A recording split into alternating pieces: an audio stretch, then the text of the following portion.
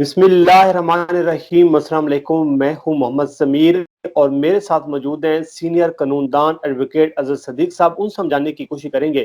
शहबाज शरीफ का नाम आज ईसीएल में डाल दिया गया है और शहबाज शरीफ की जानिब से कुछ खबरें ये भी आ रही हैं कि मुस्लिम लीग नून की जानिब से शहबाज शरीफ की जानिब से लाहौर हाई कोर्ट में तौहीन अदालत की दरख्वास्त दायर की जा रही है हुकूमत के खिलाफ। और उसकी वजह यह बताई जा रही है कि जब अदालत ने शहबाज शरीफ को बैरून मुल्क जाने की इजाज़त दी थी तो फिर हुकूमत ने उनका नाम ईसीएल में क्यों डाला।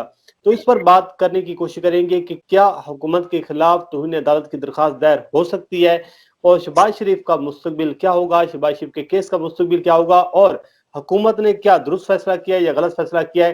तो सर सबसे पहले तो आपके वक्त देने का बहुत शुक्रिया। जनाब जमीर सब क्या हाल है जी, खैरियत है? सर बिल्कुल ठीक ठाक। सर बताइएगा, हुकूमत का जो फैसला सामने आया, आपने यकीनन वो शेख रशीद साहब की प्रेस कॉन्फ्रेंस सुनी होगी। आपकी नज़र में ये दुरुस्त फैसला है और साथ ये भी आगाह कीजिएगा कि क्या तौहीन अदालत की कार्रवाई हुकूमत के खिलाफ हो सकती है कानूनी तौर पर या नहीं हो सकती। बहुत शुक्रिया। बुनियाद बात बड़ी क्लियर है कि हम आर्टिकल 204 को पढ़ लें, सेक्शन आईने पाकिस्तान का section 3 of contempt of court ordinance पढ़ लें हम, और अगर हम साथ सेक्शन 5 भी देख लें जिसमें सजा दी हुई है। हम जरा जनरल पहले बात करते हैं कि क्या ऑर्डर कंप्लाई हो गया, यानी खाली ऑर्डर। आपको वैसे बताता हूँ, शहबाज शरीफ की जमानत तो खाली जुबानी अनाउंस कर दी थी, आपको पता है ना कि वो 2 जजों के कहा कि जमानत अनाउंस हो, 3 दिन तक तो ऑर्डर नहीं आया और उनकी जमानत तब हुई जब तहरीरी ऑर्डर जारी हुआ और सर्विस हो गया। तो सवाल तो ये है कि ये जुमे वाला दिन हियरिंग हुई थी और बड़ी चालाकी के साथ इन्होंने काम किया। इन्होंने क्या किया, इन्होंने नैब को तो पार्टी में बनाया, हालांकि नैब जो है वो मुतासरा फरीक था, रेलेवेंट फरीक नैब था। नैब को तो फरीक बनाया ही नहीं। वो नैब को फरीक बनाना था तो डिवीजन बेंच के सामने केस लगना था। डिवीजन बेंच फ्राइडे वाला दिन बैठता नहीं है, तो इसलिए उन्होंने बड़ी चालाकी के साथ एफआईए को फरीक बनाया और बनाकर चले। ऑर्डर पास हो गया। ऑर्डर पास हो भी गया तो ऑर्डर, तहरीरी ऑर्डर तो रात को निकला है। रात को निकल के जुमे वाले दिन दफ्तर बंद होते हैं, हफ्ते को छुट्टी थी, आगे पूरा हफ्ता छुट्टी थी। तो आज पहला वर्किंग डे है जो हमारा सिविल प्रोसीजर कोड देख ले। जब ऑर्डर सर्विस कराना हो तो बड़ा क्लियर है, तो ऑर्डर तो आज सर्विस होना है। जब आज ऑर्डर सर्विस होना है तो आज की डेट पे तो वो ईसीएल के अंदर मौजूद है, ब्लैक लिस्ट में से निकाल दिया। और जहां तक दूसरी बात है कि जिस वक्त ऑर्डर पास किया तो उसी ईसीएल में नहीं था, ये तो फ्रेश ऑर्डर है। इस फ्रेश ऑर्डर को दोबारा नए सिरे से चैलेंज करना पड़ेगा। तौहीन अदालत की दरखास्त मैं नहीं समझता किस बुनियाद पर बनती है। वो प्रेस कॉन्फ्रेंस या बाकी चीजों के हवाले से वो जुबानी बातें हैं और जुबानी बातें होती रही है, कहते रही जमानत होगी, नहीं हुई जमानत, वो सारा कुछ सामने देख लिया। मैं नहीं समझता कि उस पर तौहीन अदालत के हवाले से अदालत इस पर अदालत वैसे नॉर्मल नोटिस जारी कर देगी कि जवाब दे। जवाब यही आएगा कि जनाब इनका नाम अब ईसीएल के अंदर है, ब्लैक लिस्ट में है नहीं है। पहले उनका नाम जो है पीएनआईएल लिस्ट के अंदर था और ना पीएनआईएल लिस्ट चैलेंज की थी, ना ही उन्होंने ब्लैक लिस्ट, ना ही उन्होंने ईसीएल चैलेंज किया था। अब नया मेमोरेंडम जारी होगा तो तौहीन अदालत के अलावा नई दरखास्त वो दायर करेंगे ईसीएल से निकालने की। लेकिन सर आप कह रहे हैं कि तौहीन अदालत की कार्रवाई नहीं हो सकती, लेकिन शहबाज शरीफ के वकला को देखें। आजम नजीर तारड़ साहब बड़े सीनियर वकील हैं। कुछ खबरें ये भी सामने आ रही हैं कि उनकी जानिब से दरखास्त दायर की गई है या हो चुकी है या होने वाली है। तो वो किन बुनियादों पर किन चीजों को बेस बनाकर वो तौहीन अदालत की कार्रवाई कर रहे हैं हुकूमत के खिलाफ।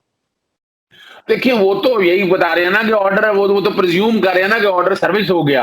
आपको एक नॉर्मल प्रोसीजर बता दूं, मैं तो केसेस करता रहता हूँ, ब्लैक लिस्ट से निकालना हूं। तो जब ऑर्डर सर्विस होता है, ऑर्डर मिनिस्ट्री में जाता है, मुख्तलिफ सेक्शन में जाता है और उसके बाद कंप्यूटर के जरिए वो बाकायदा निकाला जाता है। अब इनकी चालाकी देखें, अभी ऑर्डर सर्टिफाइड कॉपी अभी सर्विस हुई नहीं, खुद लेके एयरपोर्ट पर पहुंच गए कोई चालाकी के साथ। यानी नजर आ रहा था ना रात के अंधेरे में भागना चाह रहे थे ना, और वो ये गारंटर भी हैं शहबाज शरीफ के।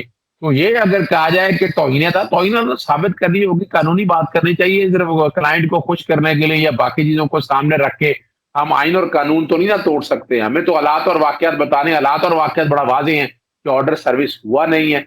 ऑर्डर सर्विस होना था तो फिर कह सकते थे कि जी जनाब ऑर्डर सर्विस हो गया, उन्होंने नाम हमारा ईसीएल से, नाम उन्होंने ब्लैक लिस्ट से नहीं निकाला।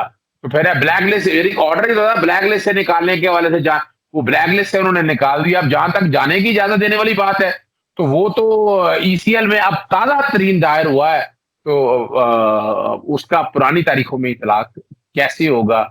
بہت مشکل ہے، دور کے ڈول سے آنے ہیں، کہیں ایڈوانٹیجز مل گئے ہیں، اور اپنا لاہور ہائی کورٹ میں کہ سیم ڈے درخواست دائر ہو، اب اعتراض بھی دور ہو جائے اور کیس بھی لگ جائے اور ہیئرنگ بھی ہو جائے، اور بجائے فریقوں کو نوٹس جاری کیے ان کا موقف سنے بغیر، اٹارنی جنرل کو یا ڈپٹی اٹارنی جنرل کو حالات اور واقعات کیا پتا، اصولی طور پر تو انہیں بحث نہیں کرنی چاہیے تھی، انہیں کہنا چاہیے تھا ان کی طرف سے کوئی جواب آتا ہے، جب جواب آئے گا میں اس پوزیشن میں ہوں تب میں جواب دے سکوں گا. تو یہ آپ کے سامنے پوزیشن سر. اچھا سر، ایک اور چیز ہمارے ویورز کو کلیئر کیجیے گا، کچھ چیزیں یہ بھی سامنے آ رہی ہیں حکومت کی جانب سے کہ جو شہباز شریف کے جن عدالتوں میں کیسز چل رہے ہیں ان کے ساتھ جو شریک ملزمان ہیں ان تمام لوگوں کا نام ای سی ایل پر موجود ہے. تو شہباز شریف کا نام ای سی ایل سے اگر نکالا جائے گا تو یہ ان لوگوں کے ساتھ بھی ناانصافی ہوگی کیونکہ مرکزی ملزم شہباز شریف ہیں، اور ساتھ ساتھ یہ بھی کہا جا رہا ہے کہ جن عدالتوں سے شہباز شریف کے کیسز چل رہے ہیں جن عدالتوں میں، ان عدالتوں سے نہیں پوچھا جا رہا، ان عدالتوں کے اعتماد میں نہیں لیا جا رہا، یا ان عدالتوں سے نہیں کہا جا رہا کہ اگر شہباز شریف پاکستان سے باہر جاتے ہیں، جیسے نواز شریف گئے تو واپس نہیں آئے تو یہ کیسز ڈیلے ہوں گے. تو جن عدالتوں میں کیسز چل رہے ہیں ان عدالتوں کے پاس یہ لوگ نہیں جا رہے، لاہور ہائی کورٹ کے پاس جا رہے ہیں. تو یہ دو چیزیں جو ہیں ہمارے ویورز کو کلیئر کیجیے گا کہ کیا حکومت صحیح موقع اختیار کر رہی ہے؟ اچھا دیکھیں، بڑی کلیئرٹی کے ساتھ ایک چیز بتا دوں میں آپ.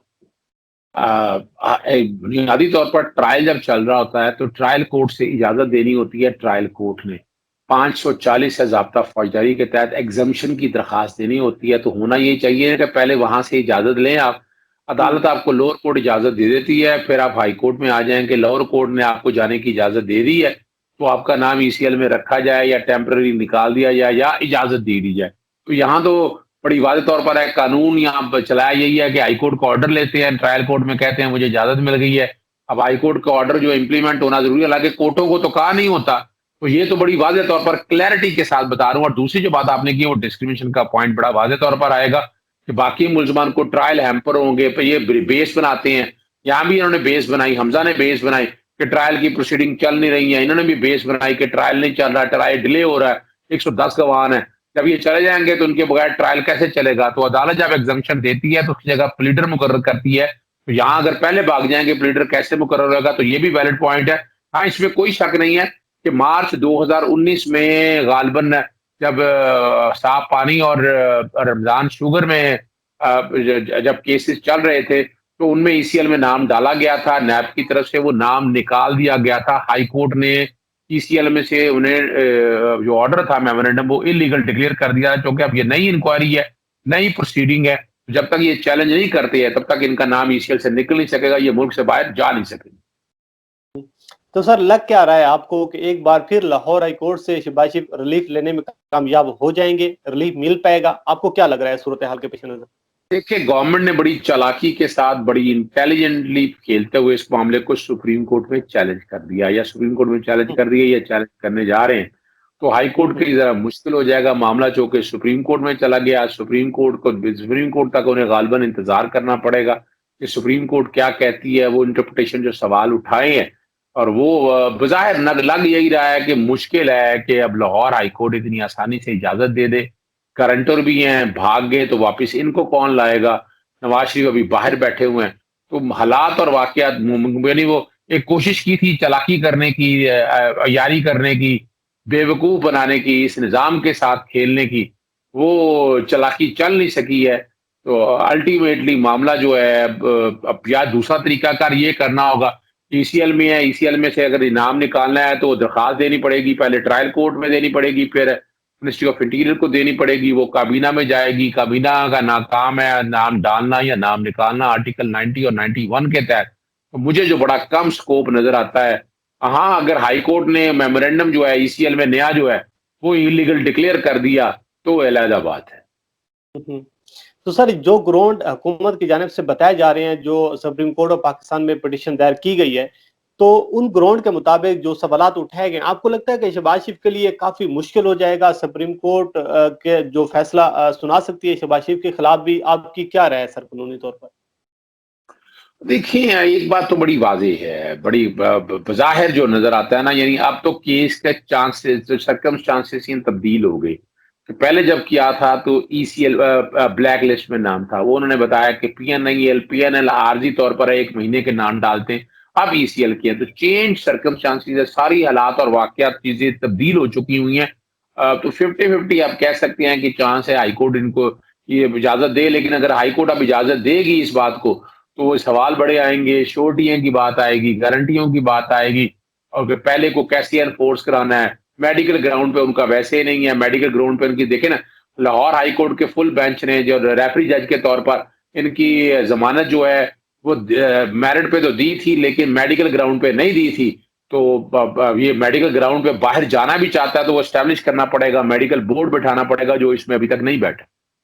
تو سر آپ نے بات کی گارنٹی کی، آپ نے بات کی ہے شہباز شریف جب نواز شریف کے معاملے میں شہباز شریف صاحب نے گارنٹی دی، عدالت نے آج دن تک شہباز شریف سے نہیں پوچھا کہ آپ نے گارنٹی دی تھی شہباز شریف واپس پاکستان نہیں آ رہے، تو شہباز شریف کی گارنٹی کون دے گا سر؟ بڑا اچھا سوال آپ نے اٹھایا ہے۔ یعنی یہ خاندان وہ ہے جو یعنی بڑے کم ایسا خاندان دیکھا ہے جو اشتہاریوں کا خاندان ہے، پروکلیمڈ اوفینڈر ہے۔ یعنی نواز شریف اشتہاری، دو تین میں، 2 ہائی کورٹ میں اپیلوں میں اور 1 نیب کورٹ کی میں، پھر حسن حسین اور حسن نواز اور حسین نواز، پھر اسحاق ڈار، پھر یہی نہ آ جائیں رابعہ عمران، نصرت شہباز، علی عمران، سلمان شہباز۔ یعنی یہ تو سارا وہاں پر جو ایون فیلڈ ہے نا اس کا نام پروکلیمڈ ہاؤس رکھ دینا چاہیے، اشتہاری خانہ رکھ دینا چاہیے کہ یہ سارے وہیں پر جا کر آباد ہوئے ہیں، وہیں بیٹھے ہوئے ہیں، وہاں یہ اپنے ایڈوانٹیج لینا چاہتے ہیں یا فائدے لینا چاہتے ہیں۔ تو اب یہاں اب رہنے کے لیے، گارنٹی دینے کے لیے صرف حمزہ رہ گیا۔ اب حمزہ تو خود مجرم ہے اس سارے مسئلے کے اندر، تو عدالت اس کی گارنٹی مانتی ہے یا نہیں مانتی یہ ایک علیحدہ ایشو ہے۔ نظر یہی آ رہا ہے کہ شاید اگر ہائی کورٹ نے اجازت دی تو اس پہ کوئی رائڈر نہیں رکھے گی، کوئی شورٹی نہیں مانگے گی۔ اب یہ فیصلہ حکومت وقت کو ہے کہ حکومت وقت اس معاملے کو کس طرح لڑتی ہے اور کس طرح اس معاملے کو اگریسیولی دیکھتی ہے۔ سر بہت بہت شکریہ آپ کے وقت کا، آپ نے بڑے زبردست انداز میں جو قانونی نکات ہیں ہمارے ویورز کو سمجھانے کی کوشش کی ہے۔ ایڈوکیٹ اظہر صدیق صاحب کے مطابق اور ان کی قانونی نظر میں جو ہائی کورٹ میں یا کسی بھی فورم پر حکومت کے خلاف توہین عدالت کی کارروائی نہیں ہو سکتی۔ اس کی وجہ وہ یہ بتا رہی ہیں کہ جو آرڈر پاس ہوا، جب اداروں کے پاس گیا تو ادارے اس وقت بند ہو چکے تھے، ادارے جب منڈے کے روز آج کھلے ہیں تو اس وقت حکومت جو ہے ان کا نام ای سی ایل میں ڈال چکی تھی۔ لیکن مسئلہ یہ ہے کہ دیکھتے ہیں کہ عدالت میں یہ جنگ کیسے لڑتی ہے، حکومت کس طریقے سے اپنا مقدمہ لڑتی ہے، آپ کو آگاہ کرتے رہیں گے۔ شہباز شریف کے لیے خاصی مشکلات ہیں، اس کا بھی جو بھی صورتحال ہوگی آپ کو آگاہ کرتے رہیں گے۔ مجھے اور ایڈوکیٹ اظہر صدیق صاحب کو دیجیے اجازت، اللہ حافظ۔